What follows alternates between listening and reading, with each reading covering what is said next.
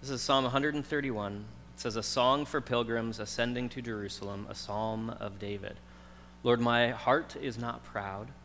My eyes are not haughty. I don't concern myself with matters too great or too awesome for me to grasp. Instead, I have calmed and quieted myself. Like a weaned child who no longer cries for its mother's milk. Yes, like a weaned child is my soul within me. O Israel, put your hope in the Lord, now and always." You're never going to believe this story, but when Connie and I met and then eventually started dating, we were in school at seminary, and we had a group of friends. And that group of friends, we decided together that on winter break, some of them from all over the states, right? So south, northeast, northwest, all over. We decided we were going to get in a couple cars and drive to Montreal, where I had been from at that point and where my parents were still living. And we were going to go skiing and snowboarding. And for some of them, I don't want to say that none of them had, they'd all seen snow, but, that experience was a new experience. Winter in Montreal was very new for some of them. And so we thought, hey, this would be great. We're going to go up. We'll go together. It'll be fun. We'll road trip up to Montreal. We're all on break at the time, winter break. And we'll ski, we'll snowboard. You can experience minus 35 degree weather. And then we'll come back to New Jersey where it's temperate. It's sort of they get snow some of the time in the winter. And it was great. So we did. We went. It was also the first time that Connie was going to be meeting my parents since we began dating. So, you can judge that smart or not to do that with a whole group. But Connie had a conversation with my mom that I'm never going to forget, and I'm never going to let her forget. And she was talking to my mom. My mom asked her, she said, well, what do you like about my son? There's nothing. There's really nothing. What is it? Come on. What is it that you like? And Connie said, my mom didn't say that. That's, she might be watching this. That's great. Anyways, Connie said to my mom, she said, he's so calm, cool, and collected. Now, listen, in fairness to Connie, I was compared to some of our friends, right? Those were our friends in seminary. I was compared to some of them, and my best friend in particular. We had a great time together, and maybe I did look calm, cool, and collected. To which my mom replied, "Have you met my son?" I'm not sure. I don't know that you, anyways. So listen, the moral of the story is sometimes our perception about others can be a little bit off, right? I am, in fact, not always calm, cool, and collected, to nobody's surprise. Sometimes our perception about others can be off, right?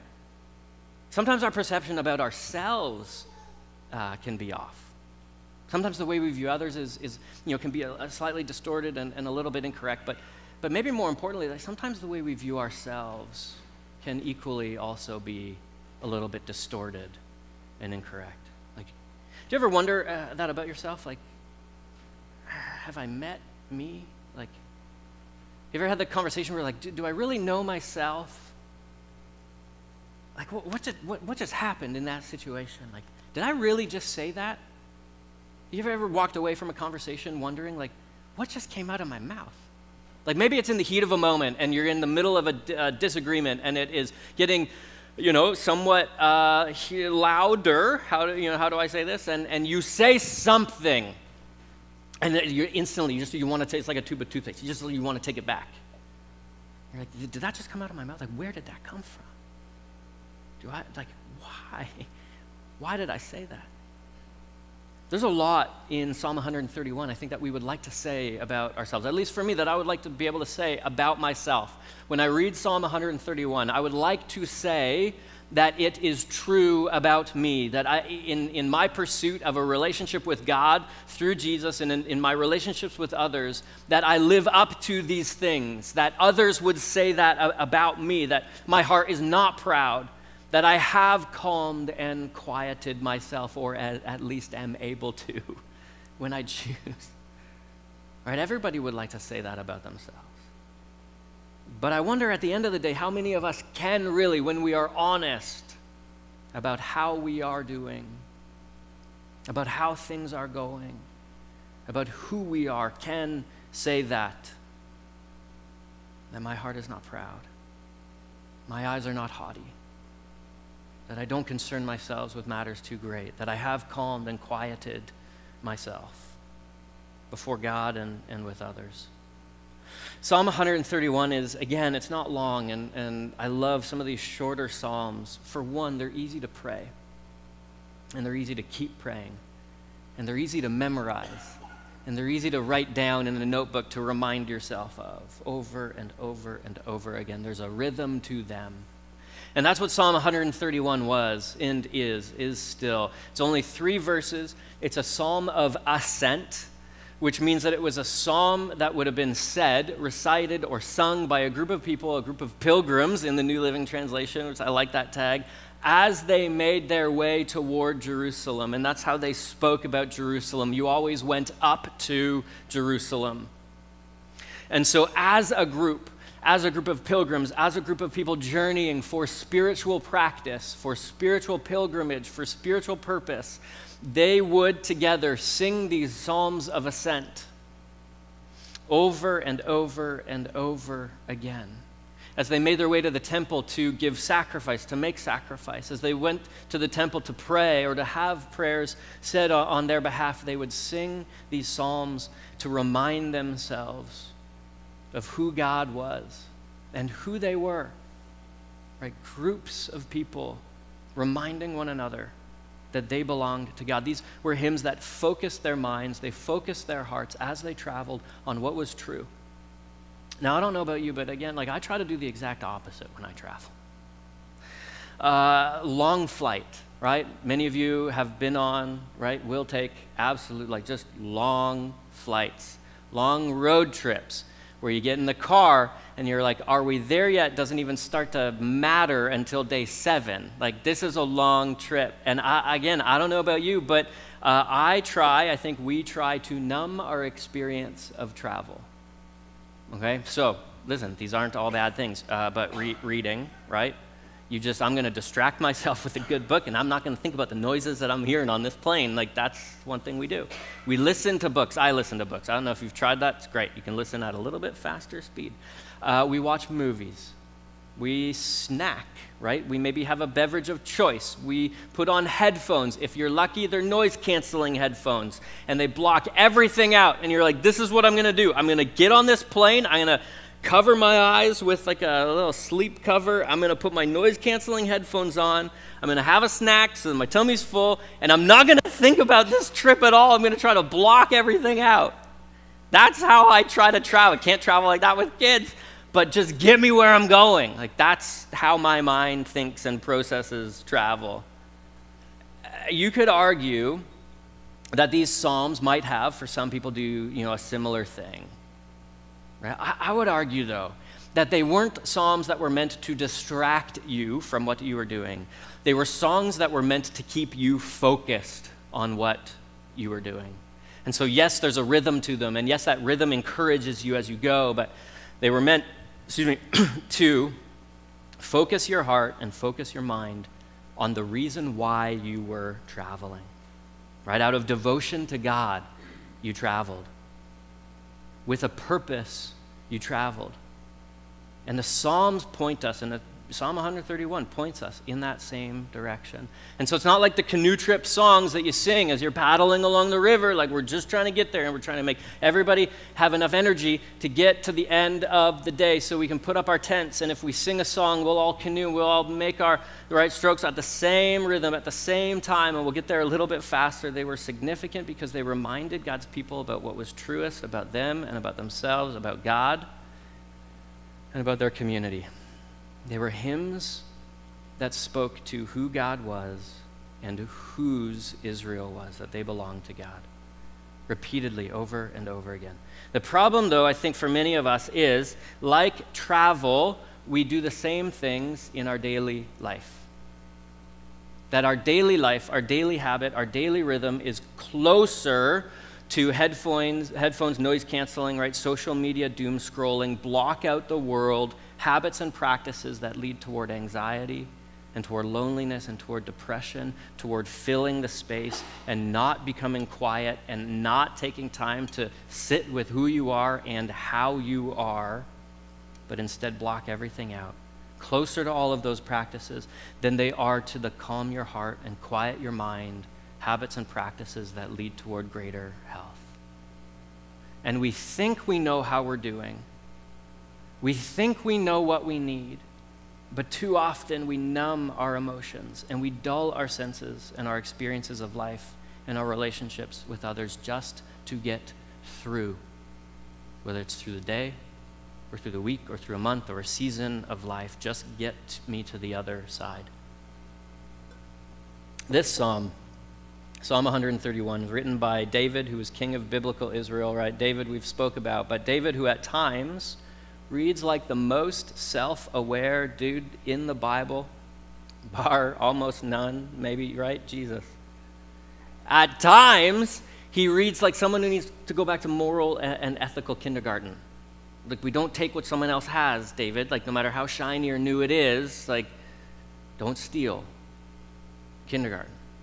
The psalm, though, this psalm in particular, I think is really healthy and helpful. So first, David speaks about resisting pride and resisting ambition, who, like, as the king of Israel, right? Name a reason to have pride and to have ambition. So he says, resist pride. Second, he writes about learning and practicing contentment. How do you live a content life? How many of you would put your hand up if I said you don't want to live a content life? Like, nobody, right? Every one of us would like to say of ourselves, of our life, of our family, that it was, I am content. Right? So 2, what does it mean to practice contentment? And then 3rd, finally, he ends with this challenge, to place your hope in the Lord. And I think the net result to all of it is a life that finds its contentment in God. So this is how we're going to look at it in 3 movements. First, resisting pride. David writes, Lord, my heart is not proud. My eyes are not haughty. On the one hand, that reads like the most prideful thing to say about yourself, right? Like, I'm not proud. But what he's saying is, listen, this repetition, I will not be proud. I will choose to not be proud. My heart will not be proud. My eyes will not be haughty. Lord, my heart, he says, is not proud. If you want to be content, David says, do battle with the pride that resides in your heart. Pride is the opposite of humility. Right? It is excessive belief in your own ability, your own self above and beyond everything, everyone else. Thinking about yourself above and beyond anyone else. Thomas Merton, he writes this of pride. He says, pride is the inordinate, so disproportionately large. If you want to think about that, it's the same Latin root as ordained, right? So disproportionately large, chosen, inordinate attribution of goods and values and glories to one's own contingent self. Disproportionately attributing all that is good in your life, all that has value, all that is glorious and wonderful to the work that you have done, how and who you are. I have, nobody else, done all of it. Inordinate attribution of goods, values, and glories to one's own contingent self. And I think you can push that even a little further. And you can begin to ask yourself this question, am I the one who is defining what is good and valuable and glorious by my own thoughts, in my own life, and for myself and for others? Or am I allowing God to define them in me and in the world? Pride that resides in the heart, it has this false sense of self, who you are. And here's where I think pride gets tricky, and here's the balance. It's the trickiness of pride and of humility as well. Pride thinks too highly of yourself. It values you over everyone and everything else. Yes, absolutely. You can do no wrong. You determine what is right. Your actions bring glory to yourself. But pride can also think too lowly of yourself. That nothing and no one can lift you up out of the depths of the situation and circumstance that you find yourself in. That no one can help you. That nobody should. Why would anybody think about doing that? And so pride, you can be too high and too lofty, and pride, you can be too low and detrimental. John Piper simply puts it like this. He says, no one is going to increase in humility, or you can say decrease in pride, by looking in the mirror. Because one of two things is going to happen. He says, you're going to think too highly of yourself, or you're going to think too lowly of yourself. One of those two things is going to naturally play out. And I bet that if you sat with it, one of those two realities has played out in your life. You think, listen, like pride's not an issue for me because I don't think anything of myself. And I would say to you, listen, like maybe it's the opposite end that you struggle with. My heart is not proud, he says. Proverbs 3:34 says, the Lord opposes the proud, but is gracious to the humble. The Lord opposes, pushes against. Who is proud? Resist pride, David says. Resist pride that forces you to see yourself inaccurately, too highly. Resist the pride that causes you to see yourself too lowly. And then he continues, my eyes are not haughty. So first, David deals, you can look at it like this. First, David deals with the heart. He says, okay, focus on your own inward reality. And then realize that your inward reality will shape the way you see others. Will shape the way you turn toward others. So pride causes you to see yourself differently, but it also causes you to see others differently. And if it settles in your heart, if pride resides in your heart, the danger becomes that it begins to shape how you see everybody else as well around you. Kids always go through this stage of life, and I think it's about like 4 to 6, and maybe a little bit longer. Maybe some of us never grow out of it. But always, every kid that I have ever known, and I've ever, that's maybe a little bit of an exaggeration, but 4 to 6 goes through. If you give out a freezy to every kid, they're going to go and say, is every freezy the same length? Like, which freezy is longer? This is right, all right? I'm not just like alone on this experience of life. Okay, if you blow up a balloon, whose balloon is bigger, right? Who gets the better, but which color do you have? Mine is bigger than yours. Yours is smaller than mine. Like, if I give out ice cream, did everybody get the same exact amount in their bowl? This happens, right? This is the way as kids, 4 to 6, that's about that age, where everything we have becomes compared to somebody else. Did I get more or less apple slices? Like, who has the bigger balloon? Who has the longer freezy? Are things fair? Did I get more? Did I get less? Am I valued more? Am I valued less? Because of the things that are being doled out. These are thoughts that kids go through. Everything they touch becomes a lens through which they judge themselves and others. And it's a great developmental stage. The problem is, I think some of us don't grow out of this stage. The psalm says, resist how pride causes you to see the world and see others. If you let it settle in your heart, you're going to see others differently. You are going to judge others differently.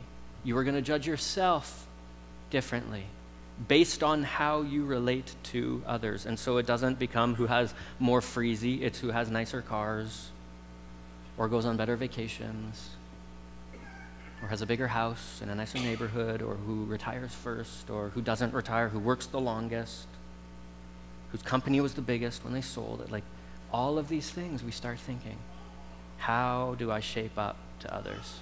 How do I match up? C.S. Lewis says, as long as you are proud, you cannot know God. That's a real hard line. He says, as long as you are proud, you cannot know God. A proud person is always looking down on thing and people. And of course, as long as you are looking down, you cannot see something that is above you. He goes on to say that pride, he describes it as a spiritual cancer, that it eats up everything inside of you, every possibility of love or contentment or even common sense. It changes your spiritual and emotional DNA. And so David says from the outset, listen, one of the things that we are going to remind ourselves as a community of faith as we ascend toward Jerusalem, as we go up to meet with God, as we do the things that God has called us to do in the rhythm of life he's called us to live in, we are going to remind ourselves to resist pride in our own heart and in the way we see and view and treat others. And we are going to push against it, and we're going to root out this spiritual cancer, and we're going to make sure that it doesn't eat up every possibility we have to love one another well and to experience contentment. Lord, my heart is not proud, my eyes are not haughty. If you want to be content, resist the pride that resides in your heart, and resist the pride that causes you to see the world differently. And then David says, I don't concern myself with matters too great or too awesome for me to grasp. On the one hand, as I read this, it reads a little bit like don't ask questions, right? Like, just ignore the questions or maybe ignore the doubt. Like, I could see how you use this like inversely in maybe a detrimental way. But I don't think that that's what is being said. That's not what David is encouraging people. David is not encouraging people to just say, hey, just forget about it. Just let it go. Just don't ask questions. Just don't wonder. Don't worry. Like, just forget about it. He's not saying that. The word matters too great. In the New International Version, if you have it, it's translated a little bit differently. It says, things too wonderful. Things too wonderful. That line, that word, is almost always used to refer to not the works of human beings, but the works of God. Matters too great or things too wonderful. Always, as you read it through Scripture, almost always talks about God's work in the world. And so what David is saying is he's saying, don't exercise yourself. Don't concern yourself. Literally, don't walk in, don't practice, even don't meddle with, could be a way of translating this, the things that belong to God. In other words, he's saying, listen, like there are some things that are designed and ordained and created for God to do that aren't designed and ordained and created for human beings to do. And there are things that are created for you to do. He's saying, don't, in your own life, don't play God. Don't meddle with, don't concern yourself, don't step into. It's like a sandbox. This sandbox is God's sandbox. And this sandbox is our sandbox. And the sandboxes overlap, but there are things that God can only do in your life. And so David is saying, and the psalm is reminding, saying, like, let God do the things that only God can do. And concern yourself with instead the things that you have been created to do. And the things that God wants you to concern yourself. I love how you would translate it as practice. Don't practice the things that are God's to do. Practice the things that he's created you to do. The amount of anxiety and worry that we take on when we act like God in our own life, and I'm speaking from experience here in this one, right? In God's place is extraordinary. When I was in high school, we had a uniform. How many of you had uniforms in high school? Like a few of you. Okay, that's okay. All right, good. I loved to hate when I was a kid. I was like, I hate this uniform. I just don't like it. There's nothing good about it. I loved that thing. That was like the right thing to do. You're supposed to not like it. I absolutely loved it. I loved wearing a uniform every single day because I don't have to choose. I have to make a choice. It was like every morning when I got up, it was the same thing. Every day, like I had no choice to make. I had no anxiety over like, what am I gonna wear on this day? What am I gonna wear on that day? Except on free dress days, like once a month on Friday with these free dress days. The anxiety I had over free dress days was inordinate. Like I was created for a uniform where I don't have to choose. Like that's helpful for my brain. But I think many of us live our life in a similar way. One of the reasons why Scripture lays down rules is not to make your life less fun. It's not to make your life less meaningful. It is to remind you that there are things that are meant for God to do, and there are things that are meant for human beings to do. And when you live into the things that are meant for human beings to do, life is simpler. And there is more space for freedom, and more space for joy, and more space to know love and to hear from God. It's like the difference between my street, where we live now, sirens going by all the time, traffic, versus my street during the pandemic. Completely different. Completely different. The noise that we create for ourselves. David says, listen, there's value in realizing that there is work for God to do. So let God do that work in your own life and in the world. And instead, do the work that you've been created to do. David goes on to say, so resist pride in your heart, resist pride toward others, resist playing God. 1, 2, 3. Instead, and you can highlight that, instead, I have calmed and quieted myself. Like a weaned child who no longer cries for its mother's milk. Yes, like a weaned child is my soul within me. David says, resist, resist, resist. Instead, calm and quiet your soul. Contentment comes from a calmed and quieted soul, like a weaned child. Have you been around a weaning child? It's not calm, and it's not quiet. And I have the easy job to just I'll watch, I'll support, I'll hold the kid, I'll walk them away from you. Just tell me what to do. It's traumatic. It's an experience. Some of you are shaking your heads, so okay, all right. It is not calm. It's the opposite of calm. And it's not quiet. It's the opposite of quiet. That kid is up at all hours of the night, and they're screaming, and they're crying for its mom, and it's painful to hear, and it's sad. But what do we know? It's necessary. It's necessary. It's necessary to wean a child, to take them from the state that they are in as an infant to the state that they will be in for the rest of their lives, not relying on their mother for milk, right? But in being able to eat and digest food for the rest of their life. Charles Spurgeon, he says about weaning, this passage in particular, he says, weaning takes the child out of a temporary condition into a state in which they will continue for the rest of their life. To rise above the world, he says, is to enter upon a heavenly existence which can never end. The Bible talks in the New Testament about shifting in our own spiritual need and hunger and relationship with God and others from what? From milk towards solid food. And I think what Charles Spurgeon is pointing us toward is the same movement, and what David is pointing us toward is the same movement, is the shift from a child that is not weaned, who wants one thing from its mother. Right? Milk. That's it. Milk.